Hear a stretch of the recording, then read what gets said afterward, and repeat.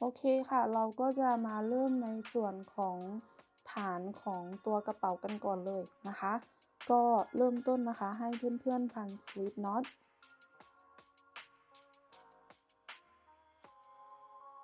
จากนั้นนะคะก็ถักโซ่ขึ้นไปทั้งหมด57โซ่ค่ะ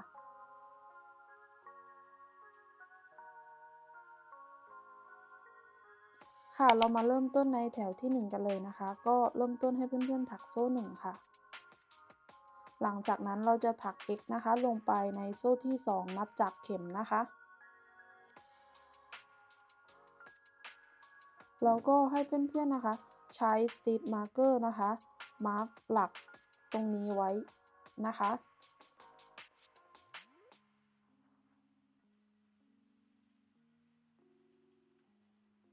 แบบนี้นะคะสำหรับมือใหม่ก็ให้มาร์กตรงหลักแรกตรงนี้ด้วยนะคะหลังจากนั้นนะคะเราจะถัก x นะคะลงไปในทุกๆหลักเลยนะคะจำนวนทั้งหมด 55x นะคะ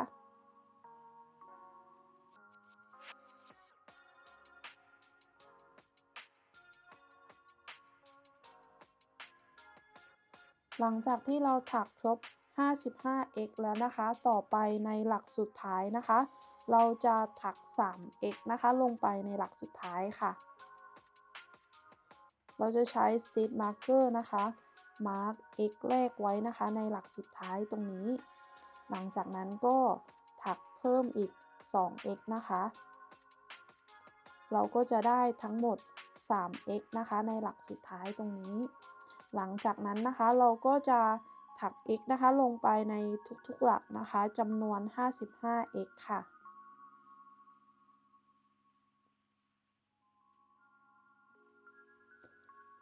ค่ะพอเราถักมาจนถึงจุดเริ่มต้นนะคะเพื่อนๆจะสังเกตว่าเราจะถักมาจนถึงหลักที่มี Stitch Marker อยู่พอดีนะคะเราก็จะเอา Stitch Marker ออกนะคะแล้วเราจะถัก 2x นะคะลงไปในหลักที่เราเริ่มต้นนะคะแล้วก็ใช้ Stitch Marker นะคะมาร์ก x แรกของหลักนี้ไว้นะคะ แล้วก็ถักอีก 1x ตรงฝั่งนี้นะคะรวมกับ x แรกด้วยมันก็จะได้ทั้งหมด 3x พอดีนะคะก็จะเท่ากันกับฝั่งนี้นะคะหลังจากนั้นก็ถักซีเลียนห่วงกับหลักแรกนะคะนี่แถวที่1เสร็จแล้วก็จะออกมาประมาณนี้เลยนะคะโอเคค่ะเรามาต่อกันที่แถวที่2นะคะเราก็จะเริ่มต้นด้วยการถักโซ่1หลังจากนั้นเราจะถัก 2x นะคะลงไปในหลักแรกตรงนี้นะคะ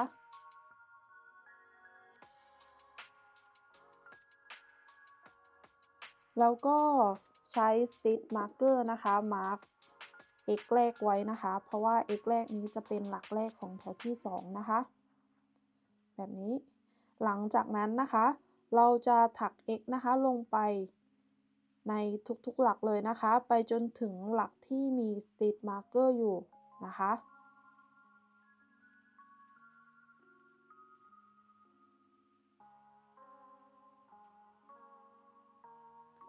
ค่ะพอเราถักมาจนถึงตรงนี้นะคะเราก็จะเอา Stitch Marker ออก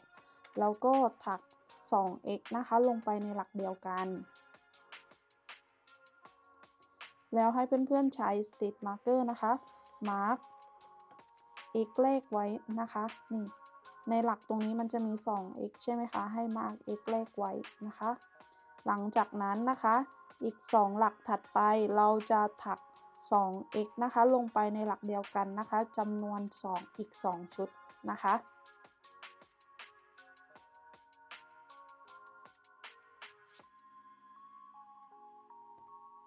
ฝั่งตรงนี้นะคะเราก็จะมีทั้งหมด6หลัก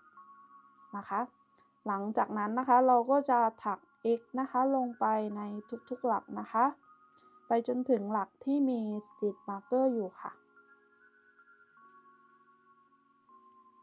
ค่ะพอเราถักมาจนถึงฝั่งนี้นะคะเราก็จะเหลือ2หลักสุดท้ายใช่ไหมคะเราก็จะเอา Stitch Marker ออกแล้วเราก็จะถัก x นะคะลงไปในหลักเดียวกันนะคะจำนวน 2x นะคะแล้วก็ใช้ Stitch Marker นะคะมาร์ก x แรกไว้นะคะจากนั้นในหลักสุดท้ายเราจะถัก 2x นะคะลงไปในหลักเดียวกันค่ะในฝั่งนี้นะคะเราก็จะมีทั้งหมด6หลักเหมือนกันนะคะจากนั้นเราก็จะถักซีเลื่อนห่วงกับหลักแรกค่ะ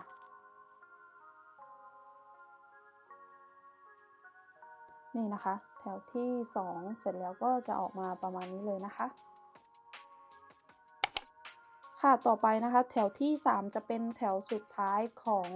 การถักตัวฐานของกระเป๋านะคะก็เริ่มต้นให้เพื่อนๆนะคะถักโซ่1หลังจากนั้นถัก x นะคะลงไปในหลักแรกแล้วก็ใช้ Stitch Marker นะคะมาร์ก x แรกไว้นะคะหลังจากนั้นนะคะเราจะถัก 2x นะคะลงไปในหลักถัดไปค่ะในหลักเดียวกันค่ะแบบนี้นะคะหลังจากนั้นเราจะถัก x นะคะลงไปใน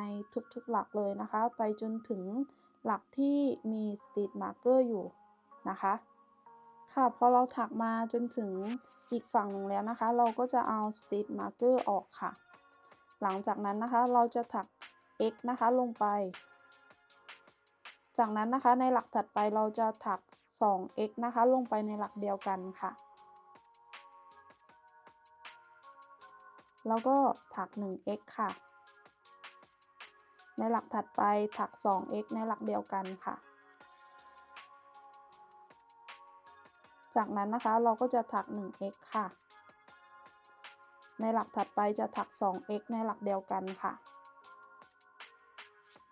ฝั่งนี้นะคะก็จะมีทั้งหมด9หลักนะคะเราไม่จำเป็นต้องมาร์กแล้วนะคะเพราะว่าแถวนี้จะเป็นแถวสุดท้ายของการถักตัวฐานของกระเป๋านะคะหลังจากนั้นเราก็จะถัก x นะคะลงไปในทุกๆหลักเลยค่ะพอเราถักมาจนถึงอีกฝั่งนึงคะเราก็จะเอา Stitch Marker ออกแล้วเราก็จะถัก 1x นะคะลงไปจากนั้นเราจะถัก 2x นะคะลงไปในหลักเดียวกันในหลักถัดไปค่ะแล้วเราก็จะถัก 1x ค่ะในหลักสุดท้ายเราจะถัก 2x นะคะลงไปในหลักเดียวกันค่ะ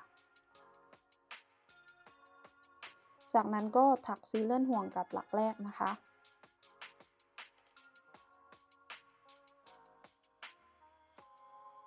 แถวที่3นะคะเสร็จแล้วก็จะออกมาประมาณนี้เลยนะคะอันนี้เราก็จะจบในตัวของฐานของตัวกระเป๋านะคะขนาดของฐานกระเป๋านะคะก็อยู่ที่ประมาณ33เซนติเมตรครึ่งนะคะส่วนความกว้างก็จะอยู่ที่ประมาณ3เซนติเมตรครึ่งนะคะเดี๋ยวเราไปดูวิธีการถักตัวกระเป๋ากันเลยนะคะโอเคค่ะก่อนที่เราจะไปถักตัวกระเป๋ากันนะคะก็อยากให้ทุกคนนะคะทำความเข้าใจตัวแพทเทิร์นนิดนึงนะคะอันนี้ก็คือเป็นแพทเทิร์นที่ KJ ได้ทำขึ้นมานะคะเพื่อง่ายสำหรับเพื่อนๆนะคะที่จะได้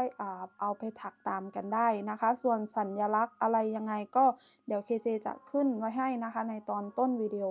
นะคะแล้วก็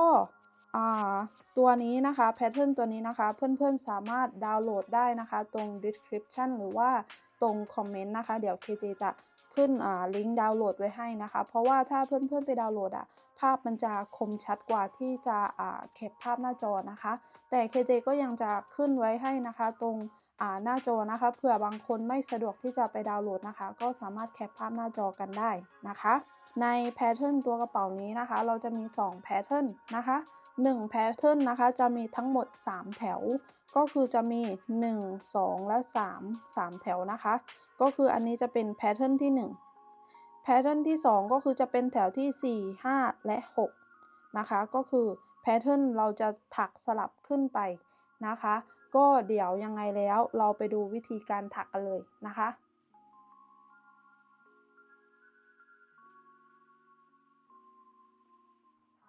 ค่ะเรามาเริ่มต้นในแถวที่1กันเลยนะคะเริ่มต้นเราก็จะถักโซ่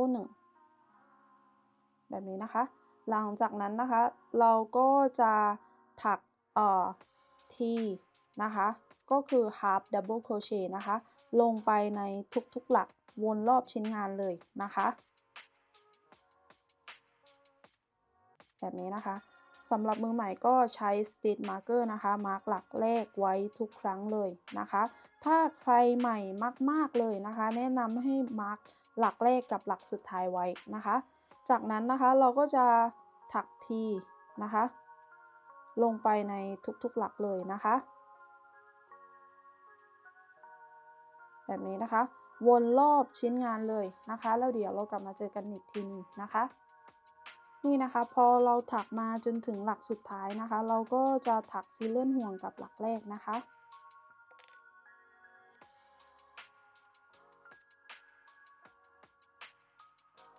นี่นะคะแถวที่1เสร็จแล้วก็จะออกมาประมาณนี้เลยนะคะโอเคค่ะต่อไปแถวที่2นะคะถ้าเพื่อนๆสะดวกก็สามารถนะคะเอาแพทเทิร์นนะคะมาดูเปรียบเทียบกับวิดีโอได้นะคะก็เริ่มต้นนะคะเราก็จะถักโซ่1โซ่1ตรงนี้เราจะไม่นับเป็นหลักนะคะหลังจากนั้นเราจะถัก1ทีนะคะหรือว่า half double crochet นะคะลงไปในหลักแรกแบบนี้นะคะแล้วก็ใช้ Stitch Marker นะคะมาร์กไว้นะคะเพราะว่านี้จะเป็นหลักแรกของแถวที่2นะคะแบบนี้นะคะหลังจากนั้นเราจะถักโซ่1เว้น1หลักถัก1 F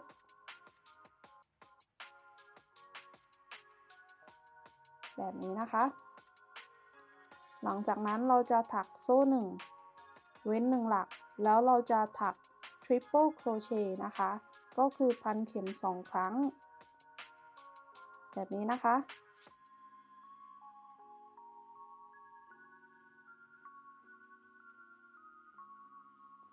อันนี้ก็คือ Triple Crochet นะคะจากนั้นเราก็จะถักโซ่1แล้วเราก็จะถักDouble Treble Crochet นะคะก็คือพันเข็ม3ครั้ง1 2และ3หลังจากนั้นเว้น1หลักแล้วเราก็แทงเข็มลงไปในหลักถัดไปเกี่ยวไหมขึ้นมาเกี่ยวไหมลอดผ่าน2ห่วงครั้งที่1เกี่ยวไหมลอดผ่าน2ห่วงครั้งที่2เกี่ยวไหมลอดผ่าน2ห่วงครั้งที่3แล้วก็เกี่ยวไหมลอดผ่าน2ห่วงครั้งที่4แบบนี้นะคะอันนี้ก็คือ Double Treble Crochet นะคะหลังจากนั้นถักโซ่1แล้วเราก็จะถักอีก1 Double Treble Crochet นะคะก็คือพันเข็ม3ครั้งเว้น1หลักถัก Double Treble ลงไปในหลักถัดไปนะคะ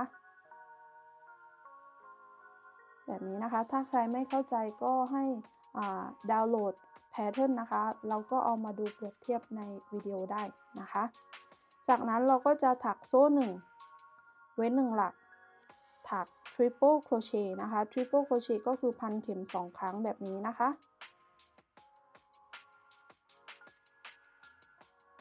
อันนี้ก็คือ Triple Crochet ถักโซ่1เว้น1หลักแล้วก็ถัก1 F โซ่1เว้น1หลักแล้วก็ถักทีแบบนี้นะคะจำนวน2ทีอันนี้เราก็จะได้1แพทเทิร์นแล้วนะคะ1ชุดแบบนี้นะคะเดี๋ยวเคเจจะทำให้ดูอีก1ชุดนะคะก็เริ่มต้นนะคะเราก็จะถัก1ทีลงไปในหลักถัดไปค่ะถักโซ่1เว้น1หลักถัก F ลงไปในหลักถัดไปค่ะถักโซ่1แล้วก็เราจะถัก Triple Crochet นะคะพันเข็ม2ครั้งเว้น1หลักถัก Triple Crochet ลงไปในหลักถัดไปค่ะถักโซ่1เว้น1หลักแล้วก็ถัก Double Treble ลงไปในหลักถัดไปก็คือพันเข็ม3ครั้ง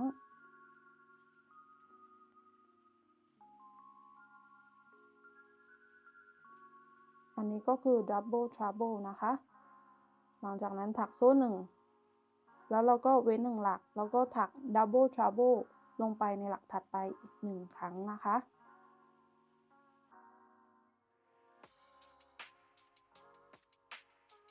ถักโซ่1เว้น1หลักถัก triple crochet ลงไปในหลักถัดไปโซ่1เว้น1หลักถัก1 F โซ่1เว้น1หลักถักทีนะคะจำนวน2ทีใน2หลักถัดไปค่ะนี่อันนี้เราก็จบแพทเทิร์นอีก1ชุดแล้วนะคะเราจะถักแบบนี้นะคะวนรอบชิ้นงานเลยนะคะแล้วเดี๋ยวเรากลับมาเจอกันอีกทีนึงในจุดเริ่มต้นนะคะนี่นะคะเพื่อนๆจะสังเกตว่าถ้าเราถักจำนวนหลักครบนะคะนี่เราก็จะเหลือ3หลักสุดท้ายตรงนี้พอดีนะคะเราก็จะถักโซ่1แล้วก็เว้น1หลักถักทีนะคะลงไปใน2หลักสุดท้ายแบบนี้นะคะนี่หลังจากนั้นเราก็จะถักซีเลื่อนห่วงกับหลักแรกนะคะ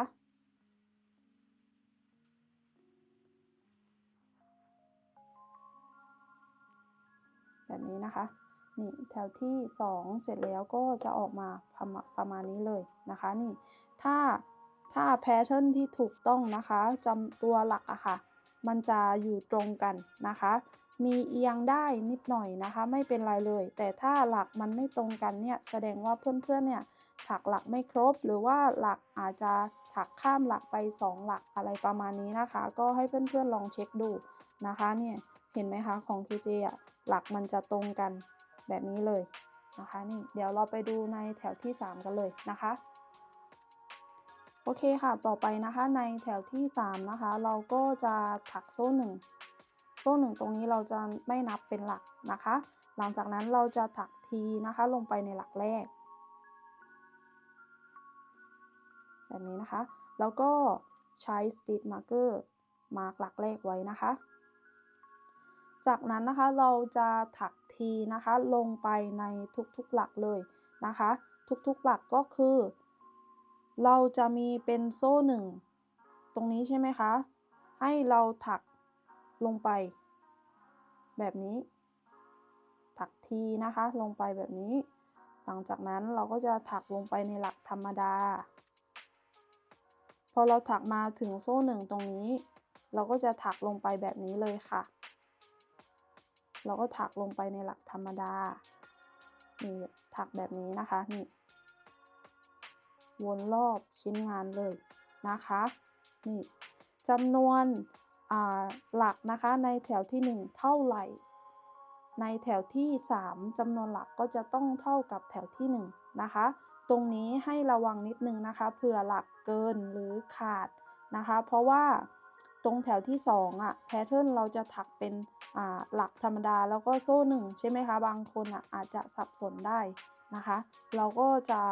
ถักทีนะคะวนรอบชิ้นงานเลยนะคะแล้วเดี๋ยวเรากลับมาเจอกันอีกทีหนึ่งนะคะค่ะนี้หลังจากที่เราถักวนรอบชิ้นงานแล้วนะคะก็จะออกมาประมาณนี้เลยนะคะหลังจากนั้นนะคะเราก็จะถักซีเลื่อนห่วงกับหลักแรกนะคะแล้วสำหรับคนที่ไม่เปลี่ยนสีไหมก็สามารถทำต่อในขั้นตอนถัดไปได้เลยนะคะแต่ KJ จะเปลี่ยนสีไหมนะคะก็จะถักโซ่1นะคะแล้วก็สำหรับมือใหม่ก็ให้มาร์กหลักแรกไว้นะคะกันผิดพลาดนะคะแล้วก็ตัดไหมได้เลย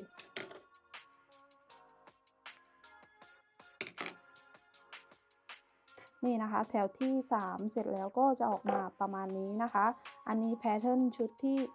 1เสร็จแล้วนะคะนี่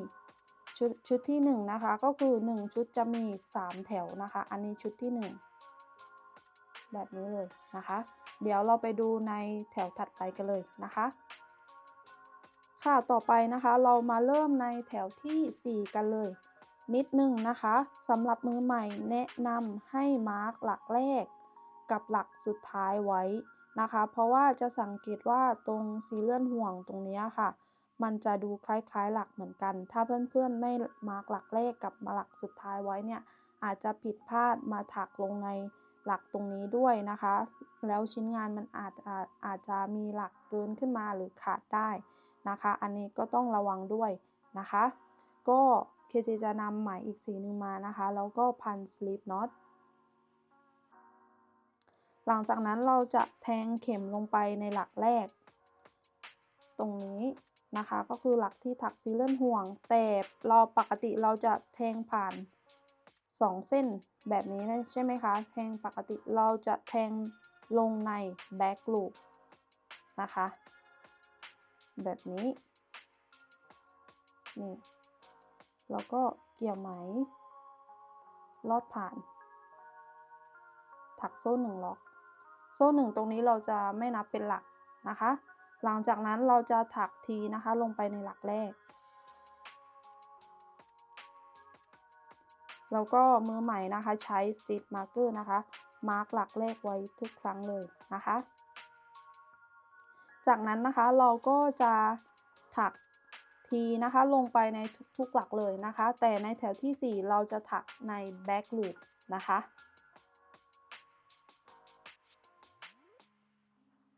ตอนถักก็ถักเก็บปลายไหมด้านหลังไปด้วยเลยก็ได้นะคะ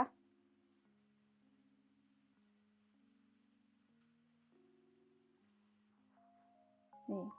แบบนี้นะคะเราจะถักแบบนี้นะคะวนรอบชิ้นงานเลยนะคะแล้วเดี๋ยวเรากลับมาเจอกันอีกทีหนึ่งนะคะ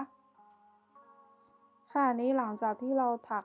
ทีนะคะวนรอบชิ้นงานแล้วนะคะก็จะออกมาประมาณนี้เลยนะคะจากนั้นเราก็จะถักซีเลื่อนห่วงกับหลักแรกนะคะ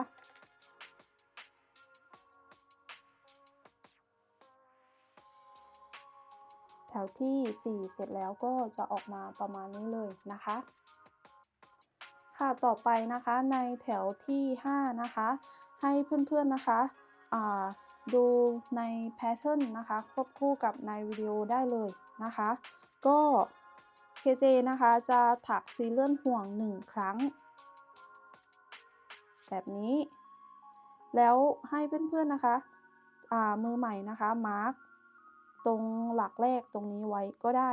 นะคะถามว่าทำไมถักซีเลื่อนห่วงนะคะเพราะว่า KJ อยากให้หลักมัน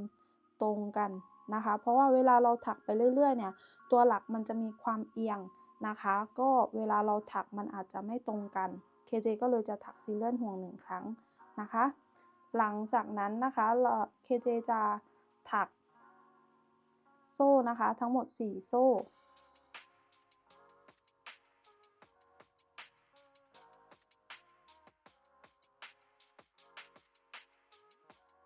แล้วใช้Stitch Marker นะคะมาร์กตรงโซ่ที่4ไว้นะคะแบบนี้นะคะหลังจากนั้นถักโซ่อีก1ครั้งแบบนี้นะคะแล้วเราจะถัก Triple Crochet นะคะก็คือเว้น1หลักถัก Triple Crochet ลงไปในหลักถัดไป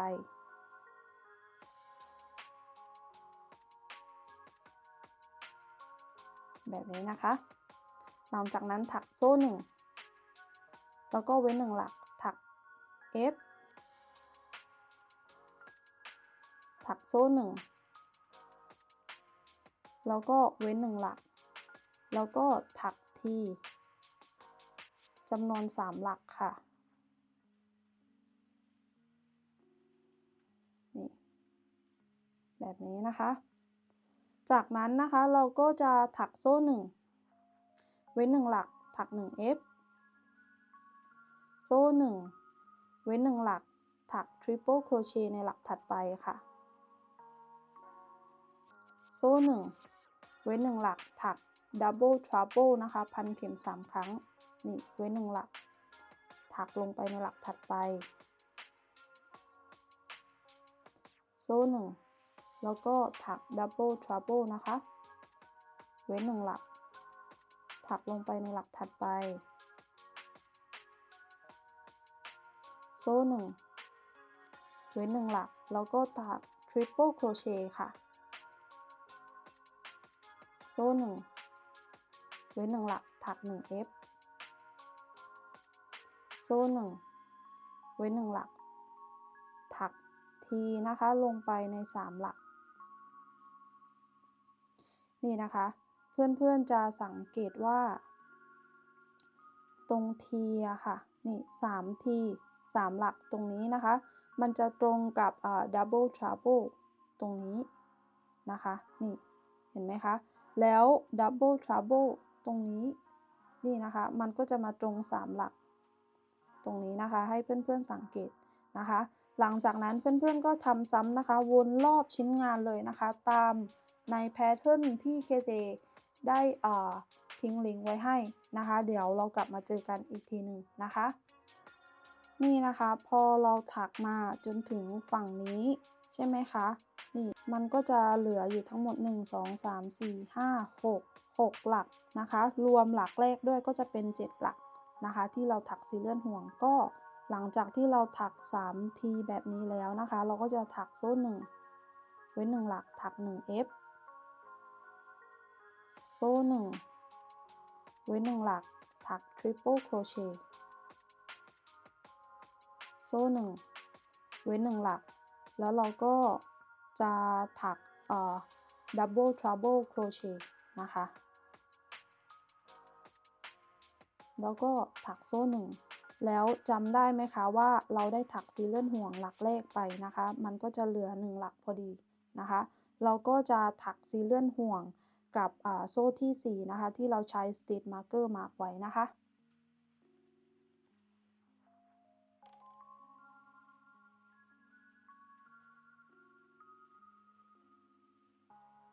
นี่แถวที่5เสร็จแล้วก็จะออกมาประมาณนี้เลยนะคะเพื่อนๆจะสังเกตว่าตัวลายมันจะสลับกันเห็นไหมคะนี่ลายที่ถูกต้องจะต้องสลับกันแบบนี้นะคะค่ะต่อไปนะคะเรามาต่อกันที่แถวที่6นะคะก็เริ่มต้นให้เพื่อนๆถักโซ่1โซ่1ตรงนี้เราจะไม่นับเป็นหลักนะคะหลังจากนั้นเราจะถักทีนะคะลงไปในหลักแรกแล้วก็ใช้ stitch marker นะคะมาร์กหลักแรกไว้หลังจากนั้นเราจะถักทีนะคะลงไปในทุกๆหลักเลยนะคะแบบนี้ตรงโซ่1นะคะเราก็จะถักลงไปแบบนี้นะคะนี่นะคะเราจะถักแบบนี้นะคะวนรอบชิ้นงานเลยนะคะอย่าลืมนะคะเวลาที่เราถักแถวตรงนี้ค่ะแถวที่1ของตัวกระเป๋านะคะมีจำนวนหลักเท่าไหร่จำนวนแถวตรงนี้ก็จะต้องมีเท่ากันนะคะเดี๋ยวเรากลับมาเจอกันอีกทีหนึ่งนะคะนี่นะคะหลังจากที่เราถักทีวนรอบแล้วนะคะก็จะออกมาประมาณนี้เลยนะคะหลังจากนั้นเราก็จะถักซีเลื่อนห่วงกับหลักแรกแบบนี้นะคะแล้วก็ถักโซ่1แล้วก็ตัดไหมนะคะเพราะว่า KJ จะเปลี่ยนสีไหมนะคะอันนี้ตัวแพทเทิร์นที่2เสร็จแล้วก็จะออกมาประมาณนี้เลยนะคะก็คือแพทเทิร์น2ชุดนะคะจะมีทั้งหมด6แถวนะคะแถวชุดแรกจะมี3แถวชุดที่2จะมี3แถวนะคะในแถวถัดไปนะคะเราก็จะ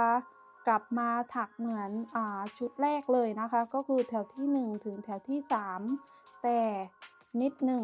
นะคะก็คือให้เพื่อนๆสังเกตนะคะในแถวที่1อะค่ะ KJ จะไม่ได้ถักแบบ back loop ใช่ไหมคะแต่ทีเนี้ยทุกครั้งที่เพื่อนๆเริ่มต้นแพทเทิร์นใหม่นะคะก็คือจะถัก back loop 1แถวในแถวแรกของในแต่ละแพทเทิร์นนะคะก็คือนี่มันจะมี2แถวแบบนี้ใช่ไหมคะเป็นทีแบบนี้ให้ถัก back loop นะคะถ้าใครชอบถักธรรมดาได้เหมือนกันเลยไม่ผิดเลยนะคะสามารถถักได้เหมือนกันเลยนะคะแต่ KJ ชอบให้มันมีลวดลายนิดนึงนะคะก็ทุกครั้งที่เริ่มต้นแถวใหม่ในแพทเทิร์นใหม่นะคะก็จะถัก back loop 1แถวแบบนี้นะคะแล้วก็อีกอย่างหนึ่งนะคะก็คือสมมุติว่าอันนี้เราจบในแพทเทิร์นที่2แล้วใช่ไหมคะก็ต่อไปนะคะเราก็จะ ถักกลับมาในแพทเทิร์นที่1ใช่ไหมคะแล้วเราก็จะถักทีวนรอบชิ้นงานโดยการถักในแบ็กลูปใช่ไหมคะถักทีจบวนรอบชิ้นงานแล้วถักซีเลื่อนห่วงใช่ไหมคะแล้วเราจะไปต่อในแถวที่2ก็คือจะเป็นแถวตรงนี้ใช่ไหมคะให้เพื่อนๆถักซีเลื่อนห่วง1ครั้งก่อนเพื่อที่จะขยับให้ตรงลายเขามีความตรงกันนะคะเพราะว่าถ้าเพื่อนๆไม่ถักซีเลื่อนห่วงเนี่ยลายมันจะไม่ตรงกันนะคะทุกครั้งที่เพื่อนๆนะคะขึ้นต้นในลายตรงนี้นะคะไม่ว่าจะเป็นลายนี้หรือจะเป็นลายตรงนี้นะคะขึ้นก่อนที่จะเริ่มต้นให้เพื่อนๆถักซีเลื่อนห่วงก่อนแล้วก็ค่อยเริ่มต้นชิ้นงานนะคะนี่ประมาณนี้เลยนะคะ KJ จะถักสลับกันนะคะแถวที่1กับแถวที่2ถักขึ้นไปจนได้ความสูงของตัวกระเป๋าที่ KJ ต้องการแล้วเดี๋ยวเรากลับมาเจอกันอีกทีหนึ่งนะคะค่ะนี้หลังจากที่เราถักจนได้ความสูงของตัวกระเป๋าที่เราต้องการแล้วนะคะก็จะออกมาประมาณนี้เลยนะคะ KJ จะถักอยู่ที่ทั้งหมด24แถวนะคะถ้านับเป็นชุดนะคะก็จะได้ทั้งหมด8ชุดนะคะถ้าเพื่อนๆอยากได้สูงกว่านี้ก็สามารถเพิ่มจำนวนแถวขึ้นไปนะคะก็คือเราจะเพิ่มเป็นชุดแบบนี้นะคะ1ชุดจะมีทั้งหมด3แถวนะคะแล้วก็อีกนิดนึงนะคะสำหรับที่คนอยากที่จะให้กระเป๋ามีความสูงกว่านี้หรือว่าสั้นกว่านี้นะคะชุดที่เพื่อนๆจะต้องจบก็คือจะต้องจบในdouble trouble crochet นะคะก็คือมันจะมี2แบบใช่ไหมคะเวลาเราขึ้นต้นงานเราจะมีขึ้นต้นแบบ half double crochet นะคะหรือว่า T ตรงนี้แล้วก็อีก1ชุดนะคะก็จะเป็นdouble trouble นะคะตรงนี้เราจะจบตรงชุดตรงนี้นะคะไม่ว่าเพื่อนๆจะถักกระเป๋าสูงแค่ไหนหรือว่าจะถักให้มันสั้นประมาณไหนเราจะต้องจบที่ชุดตรงนี้ขนาดที่ได้นะคะความกว้างของตัวกระเป๋านะคะก็จะอยู่ที่ประมาณ33เซนติเมตรครึ่งส่วนความสูงก็จะอยู่ที่ประมาณ25เซนติเมตรครึ่งเดี๋ยวยังไงแล้วเราไปดูขั้นตอนต่อไปกันเลยนะคะโอเคค่ะขั้นตอนต่อไปนะคะเราก็จะมาถักตัวสายของกระเป๋ากันก่อนอื่นเลยนะคะก็ให้เพื่อนๆนะคะพับกระเป๋าให้ได้กึ่งกลางแบบนี้นะคะก็คือมันจะมีนี่นะคะ double trouble นะคะตรงนี้สองหลักเห็นไหมคะให้อยู่ด้านข้างแบบนี้นะคะเพราะว่าเราจะเอาเป็นจุดกึ่งกลางของด้านข้างของกระเป๋านะคะทั้ง2ฝั่งเลยเห็นไหมคะแบบนี้นะคะจากนั้นนะคะให้เพื่อนๆนะคะใช้ Stitch Marker นะคะมาร์กตรงนี่ให้เพื่อนๆดูตามในวิดีโอเลยนะคะมันจะมีนี่นะคะ Double Trouble ตรงนี้นะคะ2หลักใช่ไหมคะให้เรามาร์กหลักตรงนี้นี่ให้ดูให้ตรงกันเลยนะคะแบบนี้นี่ก็คือนี่นะคะด้านข้างตรงนี้นะครับจะเป็น Double Trouble ใช่ไหมคะแล้วให้เรานี่ดูกลับมาฝั่งนี้นี่นะคะให้เป็น Double Trouble อันสุดท้ายฝั่งนี้นะคะฝั่งนี้ก็เหมือนกันเลยนะคะก็เราจะใช้เป็นชุดตรงนี้จะมาร์ก Double Trouble ตรงนี้นะคะนี่ แบบนี้นะคะถ้าเพื่อนๆไม่แน่ใจสามารถแคปหน้าจอไปดูเปรียบเทียบได้นะคะส่วนฝั่งนี้เราก็จะทำเหมือนกันเลยค่ะก็คือเห็นไหมคะเราจะมีชุดนี้นี่มันจะมี Double Trouble 2ชุดใช่ไหมคะก็ให้เราเอาชุดนี่เอาหลักตรงนี้นะคะนี่อันนี้ Double Trouble อันที่1แล้วก็อันที่2ให้เรามาอันที่2นะคะฝั่งนี้ก็เหมือนกันเลยเราจะมาร์กอันที่2นะคะแล้วก็ง่ายๆเลยนะคะวิธีการเช็คว่าหลักทั้ง2ฝั่งเนี่ยเท่ากันไหมนะคะก็คือนับแล้วนะคะจากฝั่งนี้มาจนถึงฝั่งนี้นะคะจะมีทั้งหมด35หลักนะคะฝั่งนี้ก็เช่นกันค่ะจะมีทั้งหมด35หลักนะคะเพื่อนๆก็สามารถไปเช็คดูได้นะคะแล้วเดี๋ยวเราไปดูขั้นตอนต่อไปกันเลยนะคะ ค่ะอันนี้ก็จะเป็นแพทเทิร์นของตัวสายกระเป๋านะคะเราจะเริ่มจากแถวที่2ตรงนี้นะคะ KJ เขียนหมายเลขไว้แล้วนะคะว่าอันนี้แถวที่เท่าไรๆนะคะแล้วก็ในแต่ละแถวเนี่ยเราจะมีทั้งหมดกี่หลักนะคะก็มันจะได้ง่ายสำหรับเพื่อนๆนะคะก็เดี๋ยว KJ จะทิ้งลิงก์ดาวน์โหลดไว้ให้นะคะหรือว่าเพื่อนๆสามารถแคปภาพหน้าจอได้แต่แนะนำว่าให้ดาวน์โหลดนะคะภาพมันจะคมชัดกว่า นะคะก็เดี๋ยวเราไปดูวิธีการถักกันเลยนะคะโอเคค่ะเริ่มต้นนะคะเราก็จะพลิกกระเป๋าแบบนี้นะคะนี่ให้มันอยู่ในรูปแบบตรงนี้นะคะแล้วก็อีกอย่างหนึ่งนะคะฝั่งตรงนี้ที่เราได้จบแถวในส่วนของตัวกระเป๋านะคะถ้าสำหรับเพื่อนๆมือใหม่แนะนำให้ใช้ Stitch Marker นะคะมาร์กหลักตรงนี้ไว้นะคะเพราะว่าตรงนี้นะคะนี่มันจะมีทั้งหมดดูแล้วมันจะคล้ายๆ3หลักใช่ไหมคะ1 2แล้วก็3ตรงนี้นะคะให้เพื่อนๆมาร์กไว้เลยนะคะอันนี้คือหลักสุดท้ายอันนี้คือหลักแรกแล้วหลายคนอาจจะเหมือนกับว่าสับสนกับหลักตรงนี้เพราะว่าตรงนี้มันดูคล้ายๆหลักใช่ไหมคะแต่ที่จริงแล้วมันก็คือ C นะคะก็คือถัก C เลื่อนห่วงตรงนี้ก็คือเราจะไม่แทงลงไปนะคะเราจะแทงหลักสุดท้ายกับหลักแรกตรงนี้นะคะก็เพื่อนๆมือใหม่ถ้าใครกลัวที่จะถักหลักเกินก็ให้ใช้ Stitch Marker มาร์ก2หลักนี้ไว้นะคะโอเคค่ะเราก็จะนำไหมมานะคะแล้วก็พัน slip knot จากนั้นนะคะเราจะแทงเข็มลงไปในหลักที่มี Stitch Marker อยู่นะคะแต่เราจะแทงลงไปในนี่นะคะ Back Loop แบบนี้นะคะก็คือเราจะแทงลงไปในเส้นด้านหลังแบบนี้นะคะก็เอา Stitch Marker ออกแล้วก็แทงเข็มลงไปใน Back Loop แบบนี้นะคะเกี่ยวไหมลอดผ่านห่วงแล้วก็ถักโซ่1ล็อกแบบนี้นะคะจากนั้นในแถวที่1นะคะเราจะถักใน Back Loop ทั้งหมดเลยนะคะก็เราจะถักทีนะคะลงไปในหลักถัดไปโดยเราจะถักใน Back Loop แบบนี้นะคะตรงทีหลักนี้นะคะจะเป็นหลักแรกของแถวที่1นะคะก็ใช้ Stitch Marker มาร์กหลักแรกตรงนี้ไว้นะคะจากนั้นเราก็จะถักทีนะคะลงใน Back Loop นะคะแบบนี้ลงไปในทุกๆหลักนะคะไปจนถึง2หลักสุดท้ายเลยค่ะก็คือมาจนถึงนี่นะคะอันนี้หลักสุดท้ายแล้วก็นี่ก่อนสุดท้ายเราจะเหลือ2หลักนี้ไว้นะคะแล้วเดี๋ยวเรากลับมาเจอกันอีกทีหนึ่งนะคะค่ะนี้เราก็ถักนะคะมาจนถึง2หลักสุดท้ายตรงนี้นะคะเราก็จะถัก A นะคะก็คือT 2หลักรวบเข้าด้วยกันนะคะก็คือเราจะพันเข็มนะคะจากนั้นเราก็จะแทงลงไปในหลักตรงนี้นะคะเกี่ยวไหมขึ้นมาค้างไว้แบบนี้นะคะแล้วก็เอา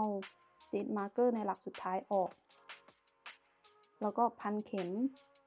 แทงลงไปในหลักสุดท้ายเกี่ยวไหมขึ้นมา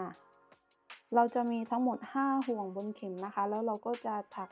แล้วก็เราก็จะเกี่ยวไหมลอดผ่านทั้งหมดแบบนี้อันนี้ก็จะเป็นหลักสุดท้ายของแถวที่1นะคะในแถวที่1นะคะเราก็จะมีทั้งหมด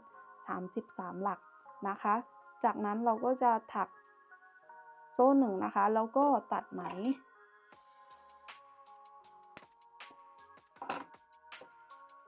ก็คือในตัวสายของกระเป๋าอะค่ะเราจะถัก1แถวแล้วก็ตัดไหมแล้วเราก็จะมาเริ่มใหม่จากฝั่งนี้เราจะเริ่มใหม่จากฝั่งนี้หมดเลยนะคะในส่วนของตัวสายกระเป๋านะคะนี่แถวที่1เสร็จแล้วก็จะออกมาประมาณนี้เลยนะคะโอเคค่ะต่อไปแถวที่2นะคะเราก็จะพัน slip knot จากนั้นนะคะเราก็จะแทงเข็มลงไปในหลักแรกนะคะก็ให้เอา Stitch Marker ออก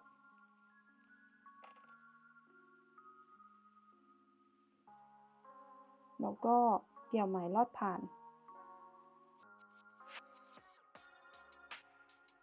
ถักโซ่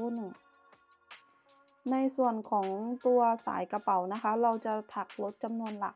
นะคะก็ในหลักถัดไปนะคะเราก็จะถัก1ทีค่ะลงไปในหลักถัดไปนะคะแต่เราจะแทงลงไปแบบธรรมดาแล้วนะคะเราจะไม่แทงแบบแบ็คลูปนะคะนี่เราจะแทงลงไปแบบนี้เลยนะคะ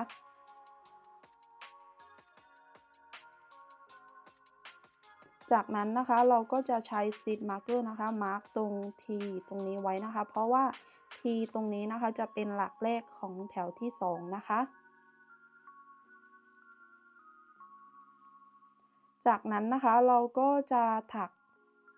โซ่1เว้น1หลักถัก F นะคะลงไปในหลักถัดไปโซ่1จากนั้นนะคะเราก็จะถัก Triple Crochet นะคะก็คือพันเข็ม2ครั้งเว้น1หลักแล้วก็ถัก Triple Crochet ลงไปในหลักถัดไปค่ะจากนั้นนะคะเราก็จะถักโซ่1เว้น1หลักแล้วเราก็จะถักDouble Treble Crochet นะคะก็คือพันเข็ม3ครั้งนะคะ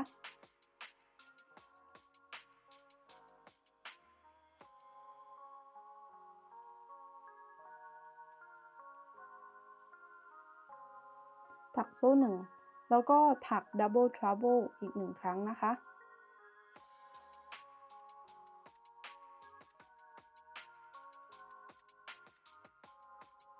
แบบนี้นะคะจากนั้นถักโซ่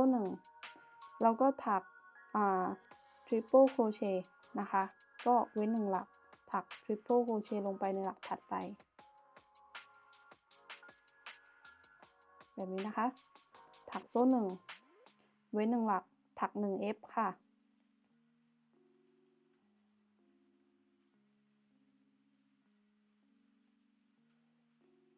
แบบนี้นะคะ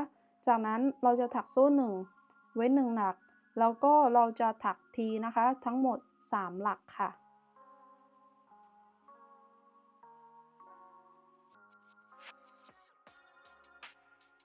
แบบนี้นะคะจากนั้นเราก็จะทำซ้ำนะคะก็คือเราจะถักโซ่1เว้น1หลักถัก1 F นี่นะคะเราจะถักแบบนี้นะคะไปจนถึง2หลักสุดท้ายแล้วเดี๋ยวเรากลับมาเจอกันอีกทีนึงนะคะนี่นะคะพอเราถักมาจนถึง3หลักสุดท้ายใช่ไหมคะเราจะถักลดจำนวนหลักนะคะก็คือเราจะถักโซ่1หลังจากนั้นนะคะเราจะเว้น1หลักแล้วเราก็จะถัก A นะคะก็คือ T 2หลักรวบเข้าด้วยกันนะคะก็คือพันเข็ม1ครั้งแทงลงไปในหลักแบบนี้นะคะแล้วก็เกี่ยวไหมขึ้นมาจะเหลือ3ห่วงบนเข็มแบบนี้นะคะจากนั้นพันเข็ม1ครั้งแทงลงไปในหลักสุดท้ายเกี่ยวไหมขึ้นมาเราก็จะมี5ห่วงแบบนี้นะคะจากนั้นก็เกี่ยวไหมลอดผ่านทั้งหมดเลยนะคะแบบนี้จากนั้นเราก็จะถักโซ่1แล้วก็ตัดไหมได้เลย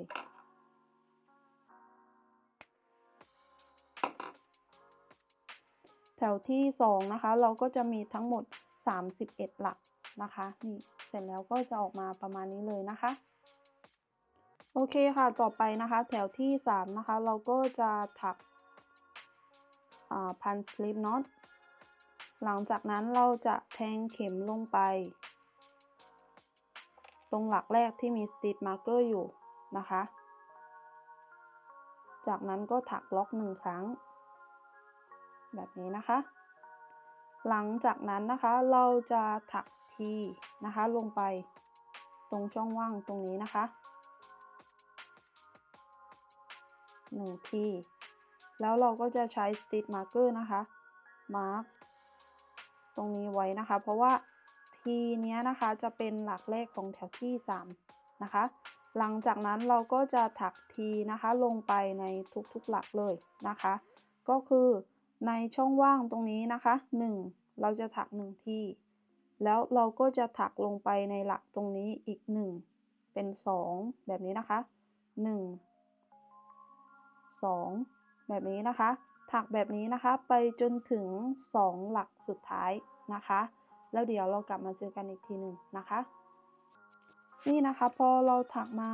จนถึง2หลักสุดท้ายนะคะเราก็จะถักนะคะ A นะคะก็พันเข็ม1ครั้งแทงลงไปตรงนี้นะคะเกี่ยวไหมขึ้นมาเราจะมี3ห่วงแบบนี้นะคะแล้วก็พันเข็ม1ครั้งแทงลงไปในหลักสุดท้ายเกี่ยวไหมขึ้นมาเราจะมี5ห่วงบนเข็มแบบนี้นะคะเกี่ยวไหมลอดผ่านทั้งหมดเลยค่ะแล้วก็ถักโซ่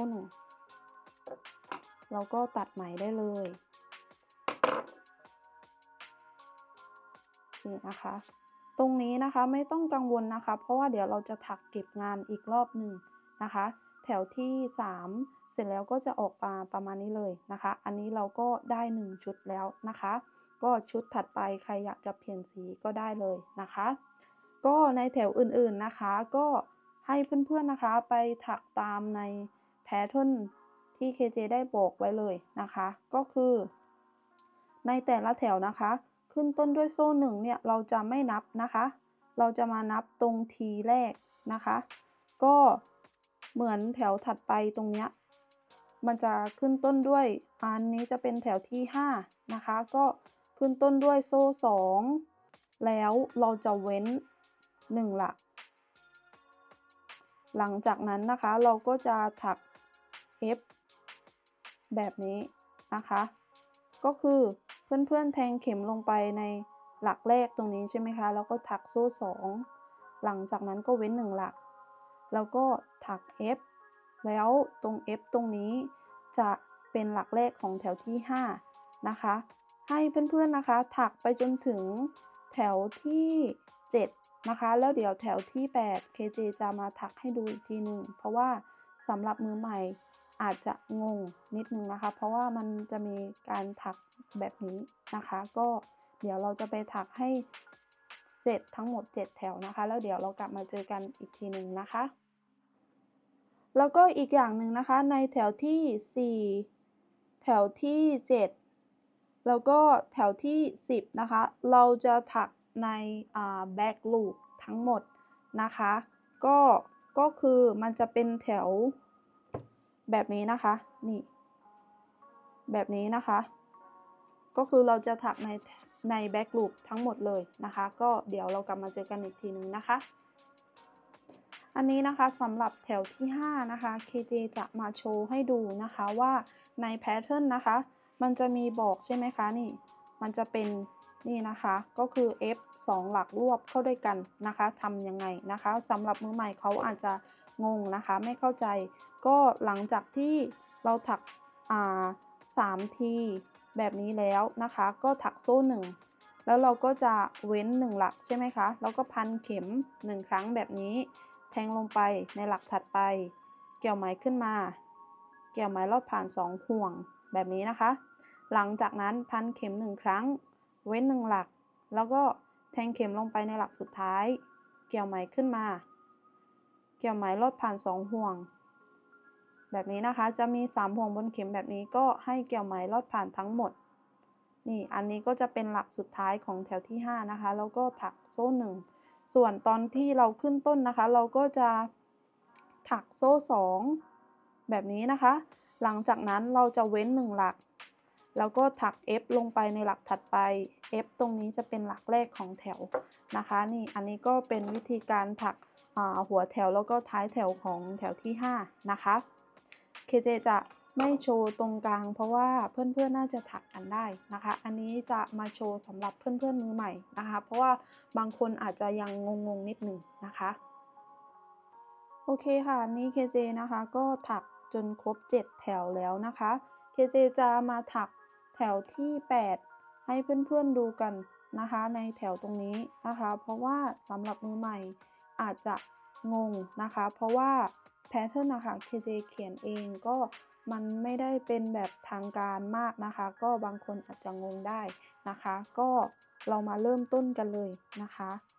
เริ่มต้นก็ให้เพื่อนๆนะคะพัน slip knot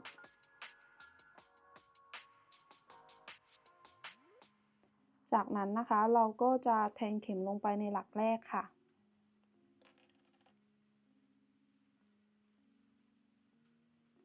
ถักโซ่3ค่ะแบบนี้นะคะหลังจากนั้นนะคะเราจะเว้น1หลักแล้วก็เราจะถัก Double Trouble ในหลักถัดไปนะคะก็คือพันเข็ม3ครั้งแบบนี้นะคะแล้วก็เว้น1หลักแทงเข็มลงไปในหลักถัดไป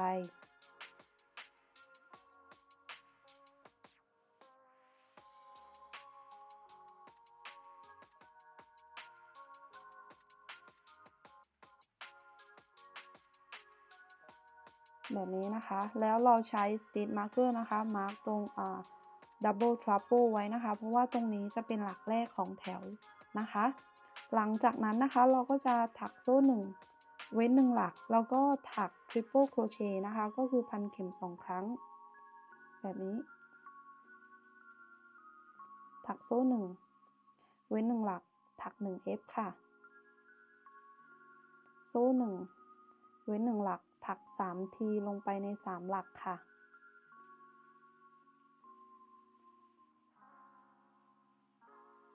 โซ่1เว้น1หลักถัก1 F โซ่1เว้น1หลักแล้วก็ถัก Triple Crochet นะคะพันเข็ม2ครั้ง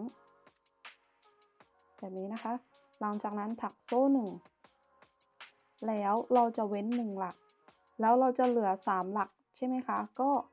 ทำแบบนี้นะคะให้เพื่อนๆนะคะพันเข็ม3ครั้งแบบนี้นะคะ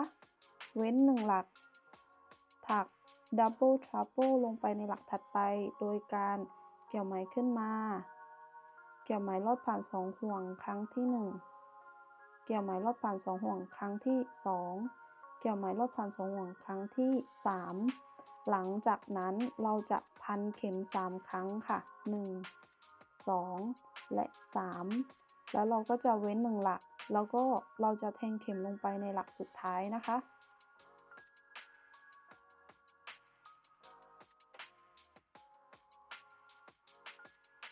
เกี่ยวไหมขึ้นมาเกี่ยวไหมลอดผ่าน2ห่วงครั้งที่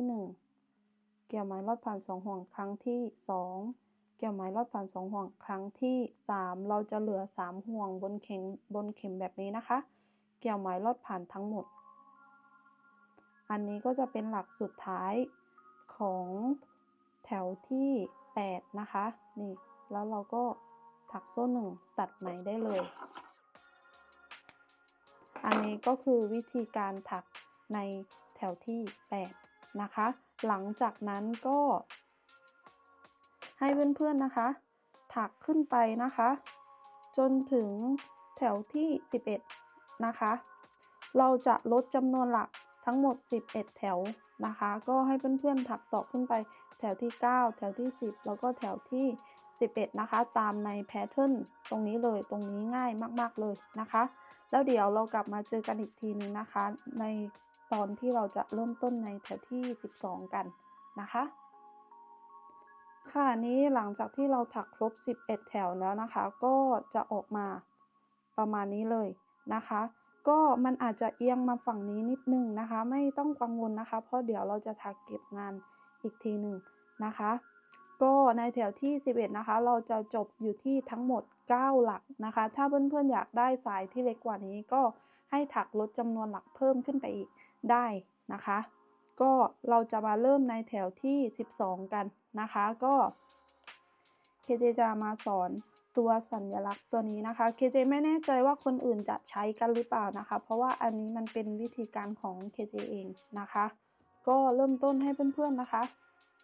พัน slip knot จากนั้นนะคะเราก็จะแทงเข็มลงไปในหลักแรกเคเจลืมบอกไปนะคะแถวที่12ขึ้นไปนะคะเราจะไม่ลดจำนวนหลักแล้วนะคะหลังจากนั้นนะคะก็ให้เพื่อนๆนะคะถักโซ่1แบบนี้นะคะหลังจากนั้นถัก x ลงไปในหลักแรกค่ะ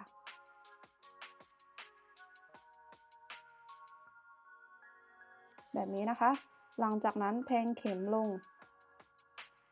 ตรงนี้นะคะเกี่ยวไหมขึ้นมาเกี่ยวไหมลอดผ่าน2ห่วงอันนี้ก็คือจะเป็นสัญลักษณ์ ตัวนี้นะคะก็จากนั้นนะคะเราก็จะถักทีนะคะลงไปในทุกๆหลักเลยนะคะรวมหลักแรกด้วยนะคะเราก็จะมีทั้งหมด9หลักนะคะนี่นะคะแถวที่12เสร็จแล้วก็จะออกมาประมาณนี้เลยนะคะต่อไปนะคะแถวที่13ขึ้นไปเราจะถักเหมือนกันเลยนะคะก็คือให้เพื่อนๆถักเหมือนแถวที่13เลยนะคะก็เริ่มต้นนะคะให้เพื่อนๆพลิกชิ้นงานค่ะก็คือเราจะไม่ตัดไหมแล้วนะคะหลังจากนั้นนะคะให้เพื่อนๆแทงลงไปในหลักแรกก็คือถัก x นะคะแบบนี้หลังจากนั้นเราจะแทงเข็มลงไปตรงนี้นะคะเกี่ยวไหมขึ้นมาเกี่ยวไหมรอบพัน2ห่วงอันนี้จะเป็นหลักแรกของแถวนะคะหลังจากนั้นเราก็จะถักทีนะคะลงไปในทุกๆหลักนะคะให้ครบทั้งหมด9หลักนะคะรวมหลักแรกด้วยนะคะนี่แถวที่13เสร็จแล้วก็จะออกมาประมาณนี้เลยนะคะต่อไปแถวที่14เราก็จะพลิกชิ้นงานแล้วเราก็จะถัก x ลงไปในหลักแรกจากนั้นนะคะเราก็จะแทงเข็มลงไปตรงนี้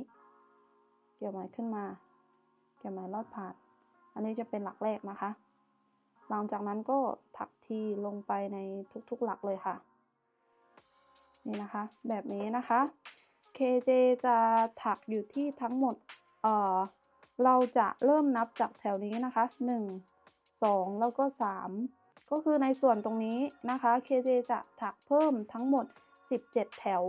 นะคะก็คือเราจะไม่นับรวมกับตรงนี้นะคะเราจะนับแค่ตรงแถวที่12ขึ้นไปนะคะก็จะถักให้ได้ทั้งหมด17แถวนะคะในส่วนตรงนี้ก็คือให้เพื่อนๆเริ่มนับจาก1 2 3แบบนี้นะคะถักขึ้นไปให้ได้ครบ17แถวแล้วเดี๋ยวเรากลับมาเจอกันอีกทีหนึ่งนะคะค่ะนี้ KJ ก็ถักนะคะจนครบ17แถวแล้วนะคะก็จะออกมาประมาณนี้เลยนะคะหลังจากนั้นก็ให้เพื่อนๆตัดไหมนะคะแล้วก็เก็บปลายไหมด้านข้างตรงนี้ให้เรียบร้อยนะคะแล้วก็ในฝั่งหนึ่งนะคะเราก็จะทำเหมือนกันเลยนะคะหลังจากนั้นก็เก็บปลายไหมให้เรียบร้อยแต่ส่วนสุดท้ายตรงนี้นะคะให้เพื่อนๆเหลือปลายไหมไว้นิดนึงนะคะเพราะว่าเราจะเอามาเย็บติดกับชิ้นงานนะคะก็เดี๋ยวเรากลับมาเจอกันอีกทีนึงนะคะหลังจากที่ถักเสร็จอีกฝั่งหนึ่งแล้วนะคะค่ะอันนี้เราก็ถักเสร็จทั้ง2ข้างแล้วนะคะก็จะออกมาประมาณนี้เลยนะคะเพื่อนๆไม่ต้องกังวลเลยนะคะเวลาที่เราถักแล้วงานมันจะเอียงแบบนี้เห็นไหมคะของ KJ ก็เอียงแต่เดี๋ยวหลังจากที่เราถักเสร็จแล้วเราเย็บชิ้นงานตรงสายตรงนี้นะคะเข้าด้วยกันแบบนี้นะคะแล้วเราจะถักขอบเก็บชิ้นงานด้านในแบบนี้นะคะแล้วมันก็จะดูสมบูรณ์ขึ้นนะคะก็จากนั้นนะคะให้เพื่อนๆนะคะเย็บตัวชิ้นงานแบบนี้นะคะเข้าด้วยกันนะคะก็คือเราจะใช้เข็มเก็บปลายไหมนะคะแล้วก็เย็บเข้าด้วยกันหรือว่าใครจะใช้เป็นการใช้เข็มถักก็ได้เหมือนกันเลยนะคะก็เดี๋ยวเรากลับมาเจอกันอีกทีนึงนะคะหลังจากที่เย็บเสร็จแล้วนะคะ ค่ะนี้หลังจากที่เย็บเสร็จแล้วนะคะก็จะออกมาประมาณนี้เลยนะคะอันนี้ KJ ไปถักขอบด้านในมานะคะมาด้านหนึ่งแล้วนะคะก็จะออกมาประมาณนี้เลยนะคะเพื่อนๆจะสังเกตว่าความเอียงของตัวสายกระเป๋านะคะมันจะดูน้อยลงนะคะนี่มันก็จะดูเรียบร้อยขึ้นนะคะก็วิธีการถักตัวขอบด้านในนะคะก็ให้เพื่อนๆนะคะนำไหมมาแล้วก็พันสลิปน็อต หลังจากนั้นก็ให้เพื่อนๆแทงเข็มลงตรงหลักด้านข้าง